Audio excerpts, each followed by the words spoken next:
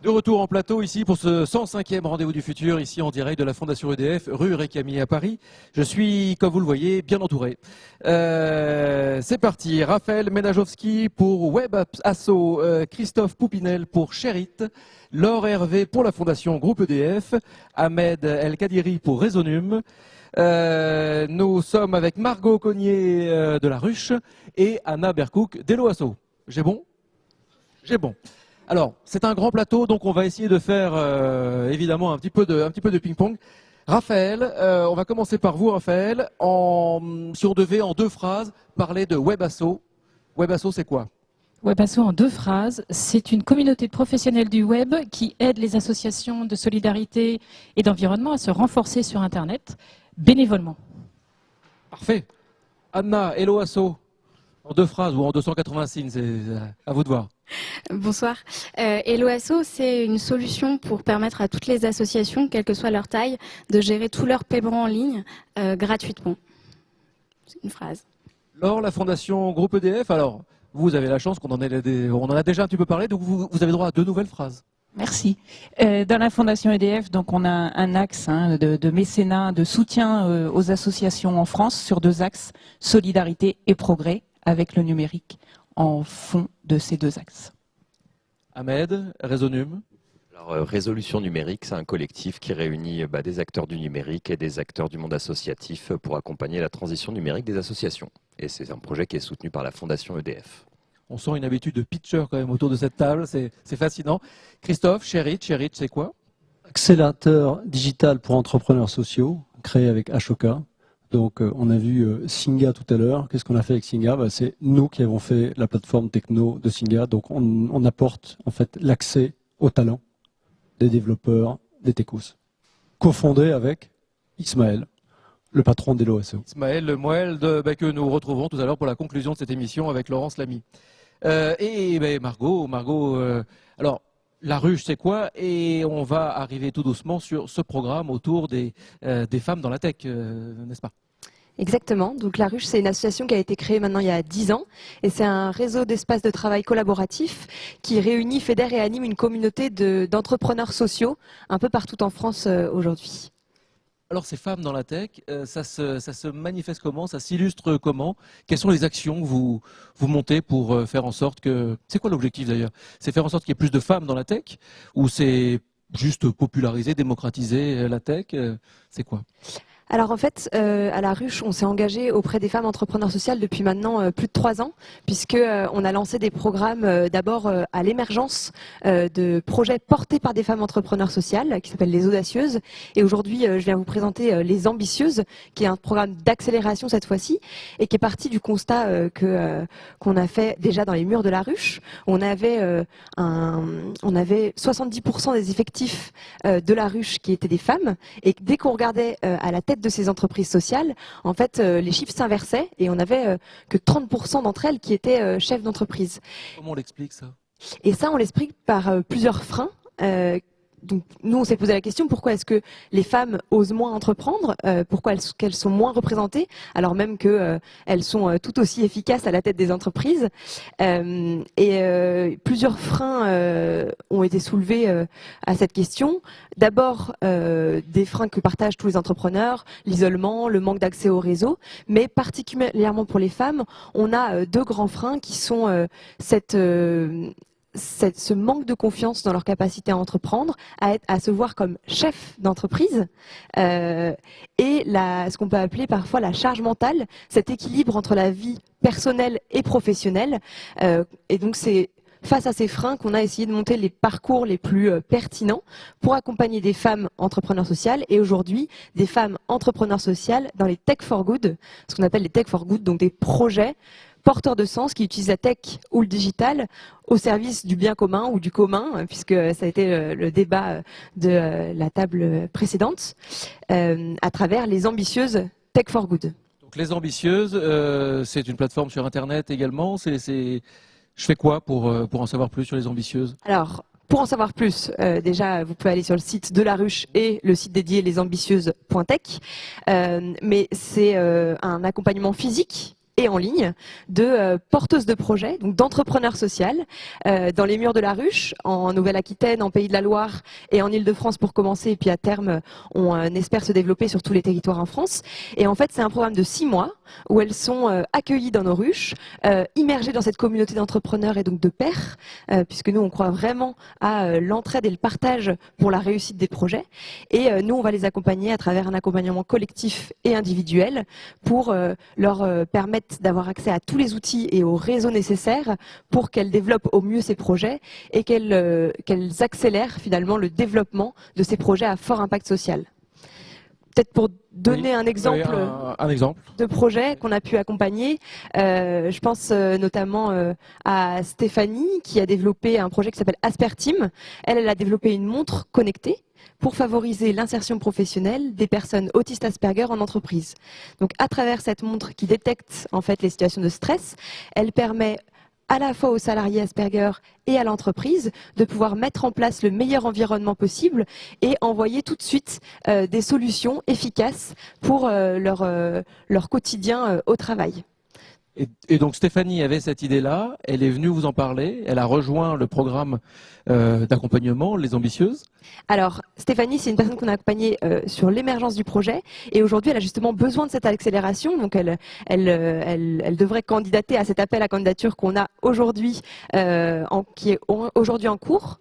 Donc si vous êtes une femme ou que vous connaissez une femme entrepreneur sociale dans les Tech for Good, vous pouvez en ce moment candidater jusqu'au 25 mars pour rejoindre ce programme d'accélération qui est entièrement gratuit pendant 6 mois au sein du réseau des ruches, et c'est simplement un dossier à remplir et ensuite une sélection qui bien sûr identifiera les projets qui nous semblent avoir le plus de potentiel et les femmes qui nous semblent être les plus pertinentes pour porter ces projets-là. D'accord.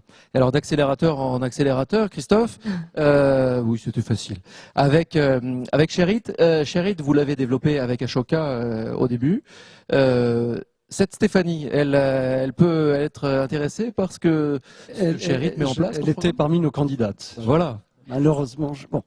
Donc, ouais, Sherit, qu'est-ce qu'on va faire avec une Stéphanie? C'est apporter une équipe, apporter des talents. Donc nous, on a un partenariat avec Accenture et d'autres sociétés tech qui mettent à disposition donc des hommes et des femmes talents du digital. Donc, ce qu'on a fait avec Singa sur le sujet des réfugiés, on a fait le mythique des réfugiés. Donc, c'est effectivement l'outil de matching entre les familles et les réfugiés qui avant était fait à la main sur Excel par Singa. Impossible de passer à l'échelle. Et Singa, l'idée, il l'avait, l'envie, il l'avait, l'argent, il l'avait. Le vrai sujet, c'était l'accès au talent. C'est-à-dire que moi, je suis un entrepreneur de la tech. Déjà, moi, je galère énormément pour recruter. Donc, quand vous êtes un entrepreneur social qui ne connaissait pas grand-chose à ces sujets-là, c'est juste pas possible. Donc, ce qu'on va essayer de faire, c'est mettre à disposition ces talents et essayer d'internaliser la connaissance parce qu'on ne veut pas être juste un sous-traitant. Cette idée de formation, là, ça fait un peu ping-pong également avec ce que Raphaël nous disait, avec ce que vous montez avec Webasso. Parce que vous, c'est peut-être l'autre côté, Raphaël, que vous accompagnez, le côté entreprise, le côté développement de la culture numérique également. Ouais, nous, on va accompagner les associations à se sensibiliser sur Internet et à les former à titre opérationnel sur tous les leviers qui vont leur permettre de mieux communiquer à travers Internet. Et dans leur communication, il y a évidemment tout ce qui est autour du site web, avec le développement, la créa, etc. Et puis, il y a toute la com, la collecte, le tunnel de dons et la com autour. Donc, la com, c'est les réseaux sociaux, c'est les pubs. Donc, on les accompagne là-dessus. On fait beaucoup de conférences, on fait beaucoup de formations pratiques sur des sujets opérationnels et on fait beaucoup aussi d'ateliers où là, en tout petit groupe, c'est des formats plus questions-réponses avec des experts. Donc on essaye de mettre en place tous les formats pour pouvoir les aider jusqu'au bout, de la formation un peu théorique jusqu'à l'accompagnement opérationnel. Je suis une asso, j'ai envie de développer mon activité, j'ai envie d'aller sensibiliser des grands groupes, pourquoi pas. Je viens vous voir et je suis coaché, je suis accompagné, théoriquement. Je suis une asso, j'ai pris conscience que Internet était incontournable. Je ne sais pas trop comment faire, ou je sais faire, mais je suis bloquée parce qu'il y a un moment où j'atteins mes limites. Ce n'est pas mon métier non plus. Et donc là, effectivement, Webassos prend tout son sens. Nous, après, on a une autre spécificité, c'est qu'on est complètement bénévole. Donc l'asso est complètement bénévole, l'organisation est complètement bénévole, et on n'a pas de compte en banque. Donc ça structure aussi ce qu'on fait et comment on le fait. Et donc les assos, quand elles viennent nous voir, elles savent qu'elles ont en face d'elles des professionnels qui n'attendent rien en retour, donc qui font des recommandations qui sont complètement dénuées de tout intérêt et qui sont justes, enfin normalement avec leur regard d'expert. Et du coup, il y a une relation de confiance qui se crée, et ça c'est vraiment agréable, avec ce format-là de formation dont on a parlé, et un autre format qu'on fait, où là c'est les associations qui viennent vers nous, elles ont des projets mais il leur manque une compétence.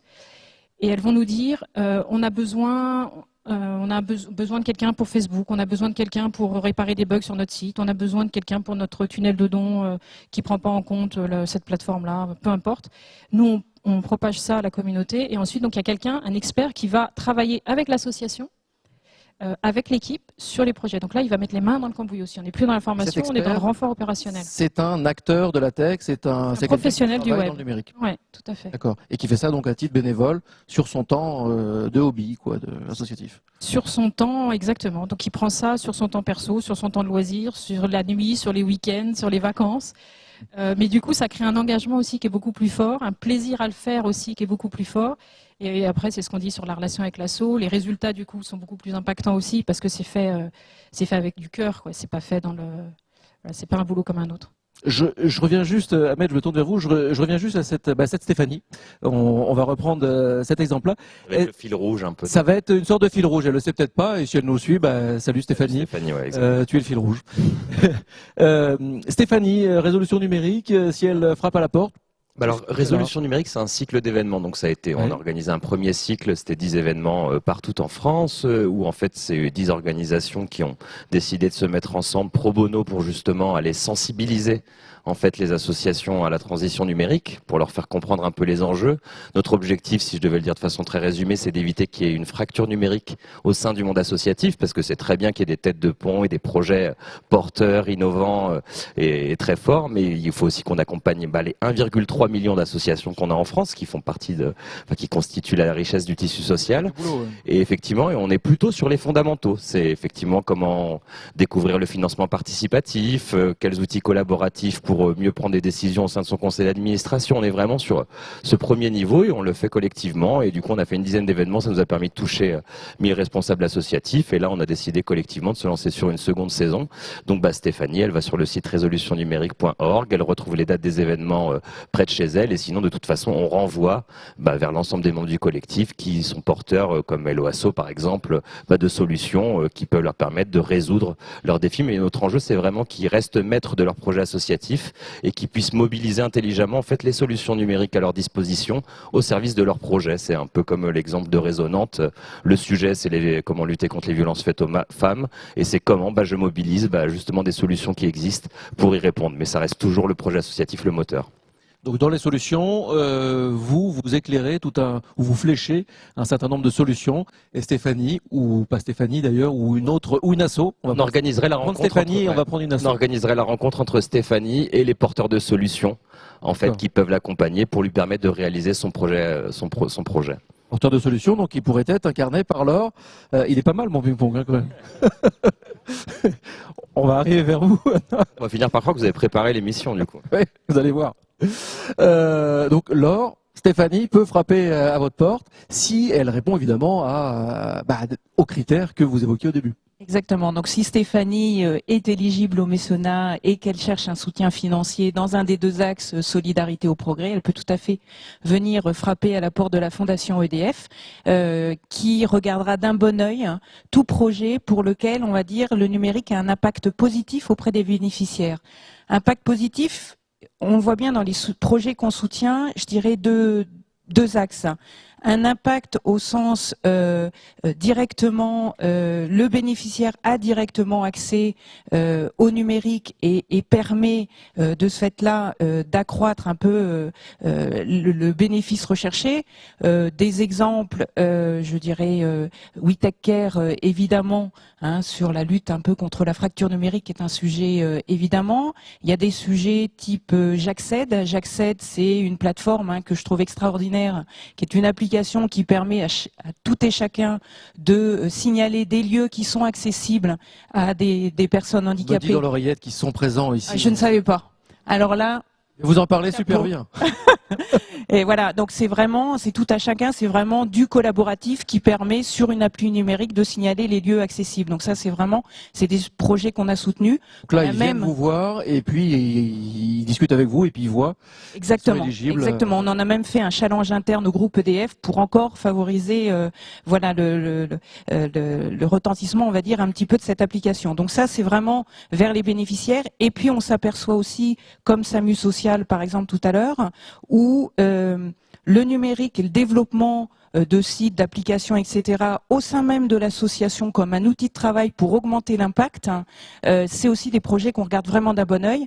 Évidemment, SAMU Social.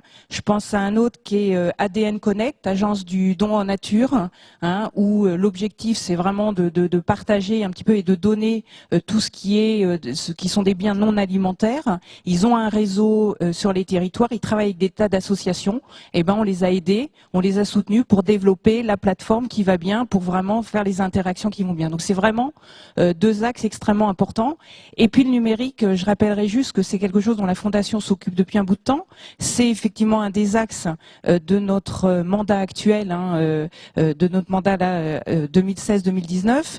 Mais quand on a lancé le Trophée des associations en 2009, on l'a lancé aussi dans la logique on va soutenir des petites associations, parce que normalement, c'est pas celles qui ont accès au soutien de la Fondation, mais ce sont des prix qui récompensent des projets qui sont réalisés pour des petites et moyennes associations. Et ça a permis en 2009, en fait, ils répondaient sur notre plateforme et ça leur a créé systématiquement une page web pour être identifiés. C'est-à-dire qu'à l'époque, 2009, c'est presque il y a 10 ans, vous tapiez un nom de petite association sur le web, vous les identifiez pas forcément. Donc on a fait ça. On a créé à ce moment-là le Facebook de l'association, de la Fondation. 2012, on s'est dit il faut qu'on aille plus loin. On est allé avec Hello Asso justement sur ce trophée pour qu'il y ait le prix du public.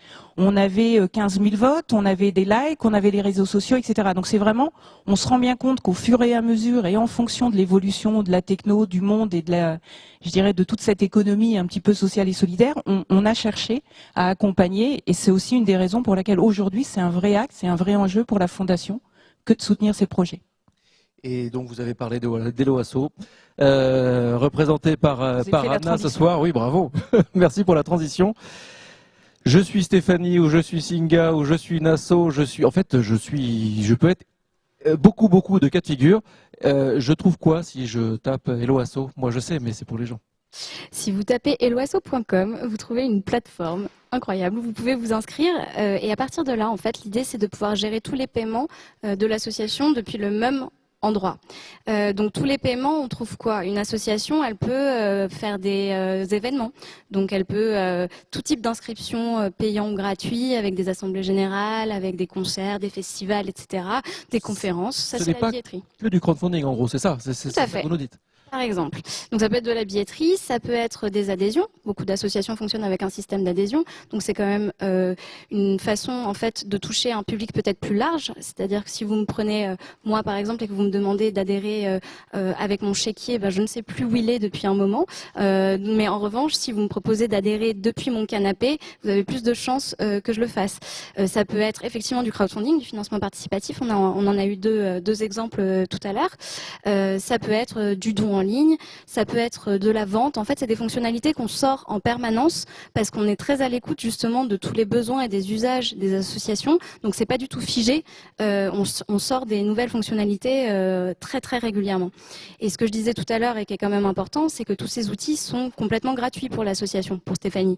Donc, quand une association cherche des fonds, c'est vraiment une différence qui est non négligeable. Donc, il n'y a pas de commission. Il n'y a pas de frais bancaires, il n'y a pas de frais fixes. Mais alors, c'est que ça repose sur quoi ce modèle économique incroyable? Alors, ça repose sur le pourboire, sur la générosité des contributeurs. Donc, on propose à n'importe qui vient faire une action sur Hello Asso, donc qui vient acheter un billet, qui vient faire un don, on lui propose de laisser un pourboire volontaire. Donc, il peut le décocher. Et en fait, c'est comme ça aujourd'hui qu'on fait vivre une équipe de 35 personnes, comme quoi c'est tout à fait possible. Donc l'idée, c'est vraiment de donner, de rendre accessibles des outils numériques à toutes les associations, quelle que soit leur taille, pour les aider, elles, en fait, à décupler leur impact social. D'accord, c'est vraiment tout l'écosystème numérique d'une association que vous déclinez Tous ces paiements. petit à petit. Oui, d'accord. Je voudrais qu'on parle des freins, parce qu'il y a encore pas mal d'objectifs. Vous l'avez dit, Ahmed, 1,3 million d'associations en France. Donc, a priori, elles ne sont pas toutes sur le numérique ou pas toutes à fond dans la culture numérique. Encore, non. Mais ça va venir.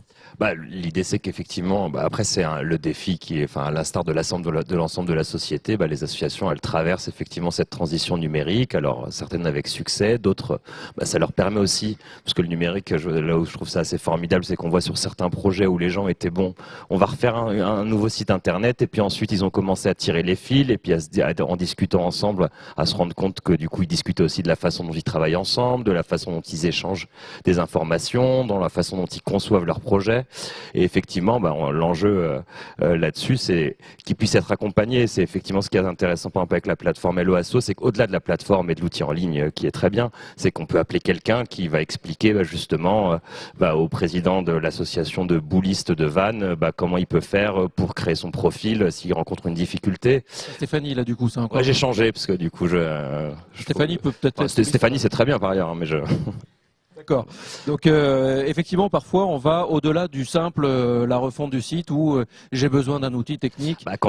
En général, quand on travaille sur le numérique, on finit par se poser les questions de comment on fonctionne. Donc, on en vient à formaliser un peu nos méthodes, ce qu'on souhaite, nos objectifs, ce qui dans certaines associations se fait pas toujours très régulièrement. Et donc, ce qui est intéressant, c'est comment on mobilise aussi ces démarches autour du numérique pour en faire justement pour maximiser son impact et en tout cas pour réussir son projet. Il y a des freins, vous en avez parlé Christophe, les freins notamment autour de la formation. Vous, acteur de la tech, quand vous recrutez, c'est compliqué.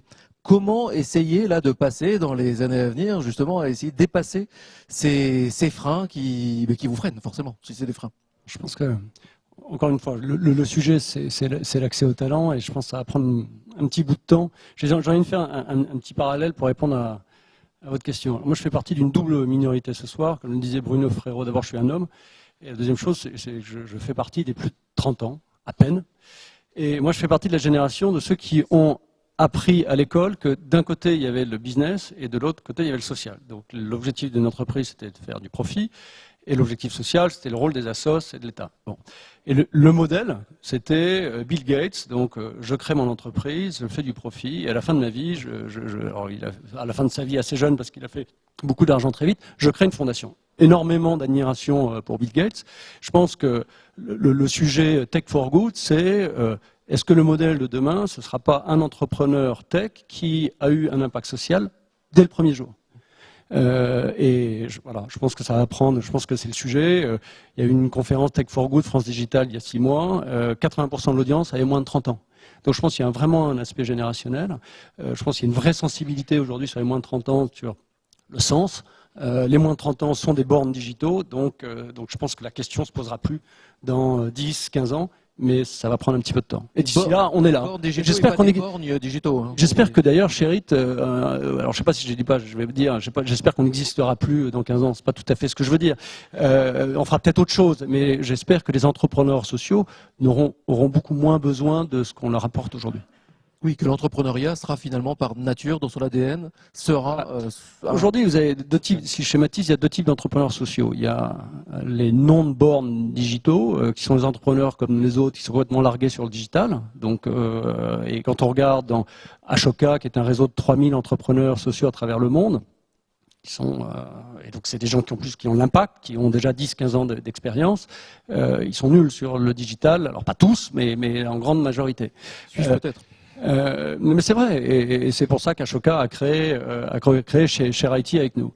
Deuxième population, donc les entrepreneurs sociaux Tech for Good, ceux qu'on a vu aujourd'hui, donc moins de 30 ans, born digitaux, ils ont l'expertise. Le sujet, ça reste quand même l'accès au talent, c'est comment recruter un CTO, comment recruter un développeur. Et quand on veut développer un truc sérieux dans le digital, il faut du temps. Il faut des gens qui sont plutôt focus, à temps plein. Il faut itérer, faire évoluer sa solution. C'est juste compliqué, quoi. Le digital, c'est pas si simple. Ça se fait pas en 3 jours et c'est pas juste une formation WordPress ou une formation sur un outil en gros. On est C'est d'accord. toute une culture. Ça, je crois qu'on est assez absolument. d'accord. Chez Webasso, c'est ce que vous faites aussi. Vous formez sur tout au final. Formez sur des outils, sur des techniques particulières, mais aussi sur toute cette culture numérique qu'il faut appréhender. On forme et on accompagne à titre opérationnel, et c'est vrai que les sujets sont beaucoup plus larges que juste les outils AdWords ou Facebook, et ça a des impacts sur l'organisation parce que c'est un esprit avant tout, un esprit d'entreprendre, etc. Donc je suis d'accord avec ce qui a été dit, mais je vais me permettre de rajouter un petit truc parce qu'il faut créer un peu de débat. C'est bien. Voilà. Donc pour moi, il y a effectivement 2 freins. Il y a un frein qui est lié à ce que tu disais sur les seniors ou les non-bornes digitaux, comme tu dis, qui est la peur, ce qui a été évoqué tout à l'heure. La peur de « je connais pas, je sais pas faire », et le petit jeune qui est en dessous de moi, lui, il sait faire. Et comme je connais pas, je veux maîtriser, je m'enferme et je lui donne aucun pouvoir, il faut qu'il me fasse tout valider. Enfin, après, on rentre dans des schémas qui sont complètement uesques et qui sont au détriment de la survie de l'association et de son objectif de solidarité.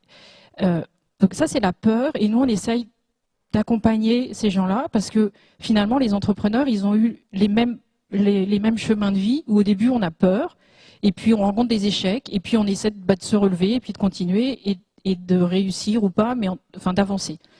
Et donc ces schémas de peur, on les connaît aussi, et on essaie aussi de rassurer là-dessus. Mais il y a un autre frein qui n'a pas été évoqué, qui est pour moi finalement un frein qui est juste. C'est-à-dire que les associations, et je pense surtout aux petites et moyennes, elles ont un objectif principal, primordial, qui est d'aider leurs bénéficiaires. Et dans cet objectif-là, le digital n'est pas une priorité. Et je trouve que c'est censé. Leur priorité en termes de ressources, d'implication, d'investissement va à leurs bénéficiaires, et c'est normal, et c'est très bien comme ça. Et le digital ne fait pas partie de cet objectif-là, même s'il est un moyen, et ne fait pas partie non plus de leurs compétences, ni de leur valeur ajoutée dans cet objectif aux bénéficiaires. Et c'est là où des tierces, que ce soit toutes les plateformes, les intervenants que vous avez ici ou d'autres, que ce soit des bénévoles ou d'autres, peuvent arriver en renfort, parce que c'est eux les experts. Le digital n'est pas fondamental dans la mission d'une association. La mission d'une association, c'est d'aider ses bénéficiaires. Le digital est un appui, et il peut très bien, tu compléteras si tu veux, il peut très bien à court terme, au début, être réalisé par des gens en externe. Et quand ça devient stratégique, à ce moment-là, on internalise. Mais qu'ils n'hésitent pas à s'appuyer sur des externes qui sont experts quand ça n'est pas leur valeur dans la mission. Et pour ça, il faut savoir cette capacité de se remettre un petit peu en question aussi. Il faut avoir la capacité de faire confiance à quelqu'un d'autre. Ça, c'est quelque chose, j'imagine, que dans les ruches, mais aussi avec Helloasso, vous rencontrez beaucoup d'associations forcément, et qui ont des logiciels seniors, je reprends les mots un petit peu agressifs, des logiciels seniors qui ont du mal à comprendre cette nouvelle culture basée sur la confiance. Peu importe, en fait, ça peut être vous Margot ou vous Anna. Moi, je rebondis. C'est vrai qu'à la ruche, je vous le disais, ça fait 10 ans qu'on voit des entrepreneurs sociaux, des associations, des scopes, des entreprises sociales qui évoluent. Et en effet, c'est aussi pour ça qu'on a voulu se positionner sur les Tech for Good. C'est que nous, on voyait la technologie et le digital, et je pense comme tout le monde ici, comme un levier d'impact social. Et il fallait pas que ce soit réservé justement aux entrepreneurs classiques, avec des grands guillemets, parce que on voit l'entrepreneuriat au sens très large à la ruche. Mais en tout cas, c'était un vrai besoin de se dire comment est-ce qu'on utilise la technologie et le digital dès le départ de son projet comme un vrai levier, comme un outil. Donc en effet, à chaque fois, les entrepreneurs arrivent avec l'impact et les bénéficiaires en priorité.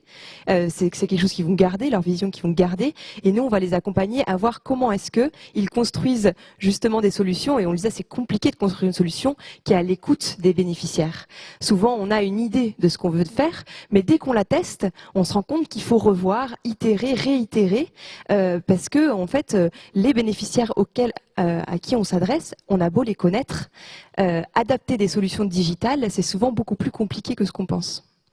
Et ça, Anna, pour être passé régulièrement chez Helloasso, on voit le plateau avec toutes ces personnes d'Helloasso qui répondent au téléphone à longueur de journée, qui font. Enfin, c'est une sorte de. C'est un service client C'est un très service. particulier, parce que très pédagogique, très patient. Ah, Je je sens qu'il y les a beaucoup de entends. seniors en face, si je Ah, puis je dire. les entends parfois. Je hein. reprends vos mots, pas moi. Je les entends leur demander, mais du coup, c'est quel navigateur que vous utilisez?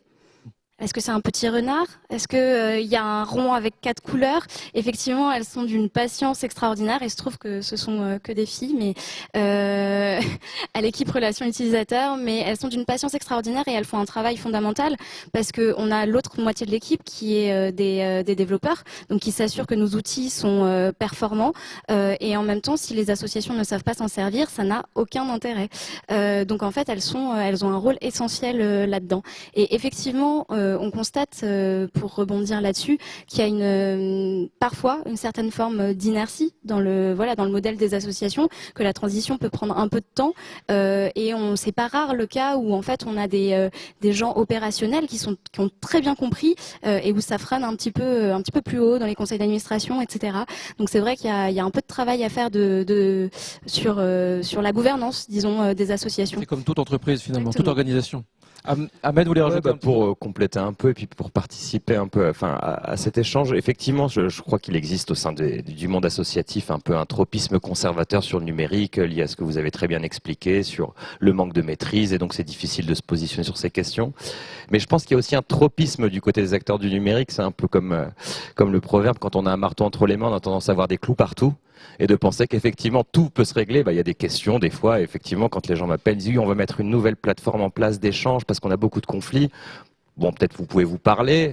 Effectivement, alors la plateforme, je dis pas qu'elle peut pas avoir un impact, mais en tout cas, je pense qu'effectivement entre les deux, et c'est ce qui est intéressant au sein du collectif Résolution Numérique, c'est que vu qu'on réunit un peu cette double culture, du coup, on organise un peu cet échange et puis on essaye de se dire qu'en fait, il faut à chaque fois qu'on va parler d'outils numériques, de solutions, on va aussi parler de méthodes, de comment ça se mobilise, pas juste de présenter à froid une suite d'outils comme un catalogue, mais comment ça peut s'intégrer justement dans leur stratégie, parce qu'en fait, ce qui reste effectivement le moteur, ça reste le projet associatif, leur objet social, ce pourquoi ces citoyens ont décidé de se réunir pour agir ou pour dire des choses sur leur environnement. Le numérique ne résout pas tout. Non. Je fais évidemment une allusion à Evgeny Morozov, qui est notre invité permanent dans les rendez-vous du futur.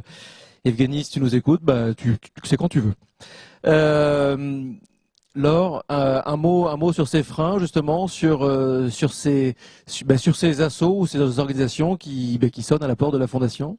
Oui, pour raisonner un petit peu sur tout ce qui a été dit, et globalement, vraiment, je partage. Quand des associations viennent nous voir et quand on a, je dirais, systématiquement un petit peu le discours en disant, mais le numérique ou le digital, comment il pourrait accroître votre impact auprès des bénéficiaires? Parce qu'il ne faut pas non plus se tromper quand on voit des petits assos avec des budgets limités ou, enfin, ils peuvent pas tous avoir le Chief Digital Officer dans leur assos. Mais on essaie toujours de dire, mais qu'est-ce que le digital permettrait d'améliorer en termes d'impact, comment vous pourriez être encore plus percutant. Donc c'est là où on discute et systématiquement dans les freins qui nous sont très régulièrement remontés, c'est le problème des talents, de manque de compétences. Et nous, on a la chance d'être une fondation groupe EDF avec un engagement de salariés assez important. Donc systématiquement, en plus du soutien financier, on dit voilà, si des salariés d'EDF pouvaient faire du bénévolat de compétences, et dans la grande majorité du temps, c'est si vous avez des experts en SI, des développeurs, etc., avec grand plaisir. Donc on sent bien que c'est le problème de compétences au service de ça et que c'est pas leur priorité d'action. Donc si on leur apporte pas ça, soit on leur soutient financièrement et on permet de le faire développer, soit eux, il faut qu'on leur apporte les compétences. Mais c'est pas leur priorité première, même s'ils sont complètement d'accord sur l'impact que ça crée. Donc la clé, c'est vraiment le développement de la compétence, la formation, l'accompagnement, l'acculturation. Complètement. Il y en a qui travaillent avec les écoles, avec les universités, en gros qui vont très tôt pour aller prendre les enfants très tôt. En tout cas, il y a beaucoup il y a justement un des participants du collectif avec de l'enseignement qui a un programme qui s'appelle les décodeurs, donc où c'est des volontaires en service civique qui vont justement diffuser un peu cette culture du numérique et qui interviennent dans les écoles pour sensibiliser et puis qui vont aussi également dans les EHPAD pour aller voir les aînés pour justement les accompagner sur comment conserver des liens à distance avec leur réseau social et leur environnement. Leur tourne, c'est comme d'hab, c'était un gros plateau, vous étiez 6. Un petit mot peut-être chacun pour finir en une phrase ou deux ou 280 signes sur peut-être ça peut être un coup de cœur, ça peut être un coup de gueule. Je sais pas pourquoi je vous regarde vous, Raphaël.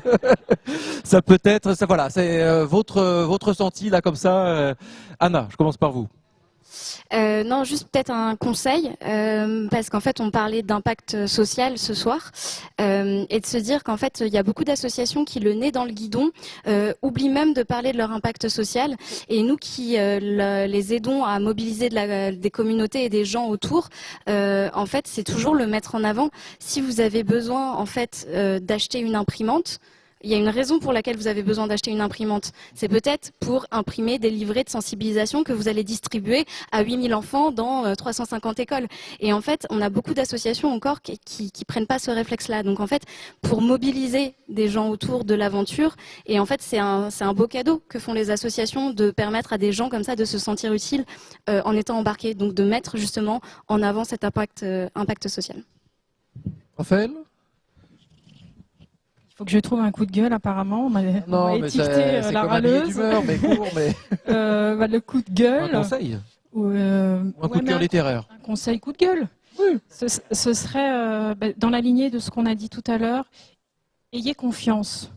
Ayez confiance dans le digital, dans les gens qui travaillent dans le digital, dans vos équipes, dans votre mission. Il ne faut pas que l'opportunité du digital, que vous maîtrisez peut-être moins que l'historique de votre asso, soit un frein dans la réalisation de votre mission de solidarité. C'est bien ça? C'est parfait, merci beaucoup. Laure, un dernier mot. Moi, je terminerai avec la signature de la Fondation qui est le progrès au service de la solidarité. On est vraiment là pour répondre à n'ayez pas peur parce que ça peut avoir encore plus démultiplier d'impact. Et puis j'espère aussi que le lancement du French Impact qui a été au mois de janvier va permettre aussi de permettre de développer des projets avec ce numérique pour impact solidaire. Merci Ahmed. Bah, moi, je dirais que, en guise de conseil, mais c'était un peu le sens de mes interventions, c'est-à-dire que le numérique n'est pas une stratégie, mais que le numérique doit être mis au service d'une stratégie. Et du coup, pour les associations et pour les porteurs de projets, bah, c'est important que cette stratégie soit bien établie, puisque là, le numérique peut vraiment leur offrir des opportunités et des possibilités, mais que ça ne remplace pas en fait la réflexion sur le projet. Christophe. Donc pas de coup de gueule, moi j'ai pas du tout envie de gueuler, mais un conseil, parce que comme tout le monde j'adore donner des conseils, et je m'adresse à ceux qui nous regardent. On a évoqué deux types d'actions possibles. Le premier c'est donc d'aller aider des associations à mieux se digitaliser. On a aussi évoqué l'idée de créer une tech for good, une startup tech for good. Mais il y a une troisième chose qu'on n'a pas évoquée, c'est sans doute il y a beaucoup de nos auditeurs qui sont dans une boîte aujourd'hui. Et la question, c'est comment mettre de l'impact social dans la boîte dans laquelle je suis aujourd'hui. Et donc, allez voir votre boss et proposez-lui des idées. Il y a un vrai sujet. Il y a aujourd'hui 99% du PNB, il est dans des boîtes existantes. Et donc, il y a un énorme enjeu, c'est à mettre de l'impact social dans les boîtes existantes. Et armez-vous de courage. Armez-vous de courage, c'est pas facile. Et j'ai adoré l'histoire du marteau et des clous. Très bien. Je la reprendrai. Margot, pour finir, un dernier mot. C'est vous d'ailleurs qui avez le mot de la fin du coup. Avec plaisir. Du coup, moi, je vais aussi m'adresser aux auditeurs, à ceux qui nous regardent en tout cas.